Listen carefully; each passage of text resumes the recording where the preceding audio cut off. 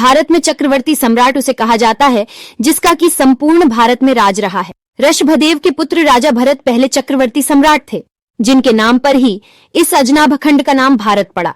उज्जैन के सम्राट विक्रमादित्य भी चक्रवर्ती सम्राट थे। विक्रमादित्य का नाम विक्रम सेन था। विक्रम बेताल और सिंहासन बत्तीसी की कहानियां महान सम्राट विक्रमादित्य से ही जुड़ी हुई है। विक्रमादित्य एक प्रसिद्ध और प्रेरणादायक इतिहास का नाम है जो भारतीय इतिहास के विभिन्न पृष्ठों पर अपनी महानता के लिए प्रसिद्ध है। विक्रमादित्य का जन्म गुप्त वंश के एक राजा विष्णुगुप्त के घर हुआ था। वह मगध साम्राज्य के प्रसिद्ध सम्राट चंद्रगुप्त विक्रमादित्य के पोते थे।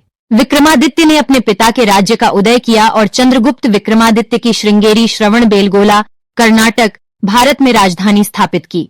विक्रमादित्य का शासनकाल लगभग 101 ईसा पूर्व से 106 ईसा पूर्व तक था।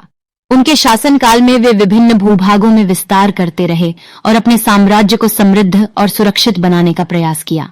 विक्रमादित्य ने उत्तर भारतीय महाद्वीप के उत्तरी भागों में अपने सैन्य द्वारा विजयी सैन्यों की मदद से एक समृद्धि की, इसलिए उन्हें नवामी विजय का शीर्षक प्राप्त हुआ। विक्रमादित्य का शासक के रूप में उनका ध्यान धार्मिक और साहित्यिक विकास पर भी था। उन्होंने विद्वानों, शिक्षकों और कवियों को प्रोत्साहित किया और समृद्ध साहित्यिक परंपरा का समर्थन किया। विक्रमादित्य की मृत्यु के बाद उनके बेटे चंद्रगुप्त द्वितीय ने सम्राट के रूप में उनकी जगह ली और गुप्त साम्राज्य का शासन जारी रखा।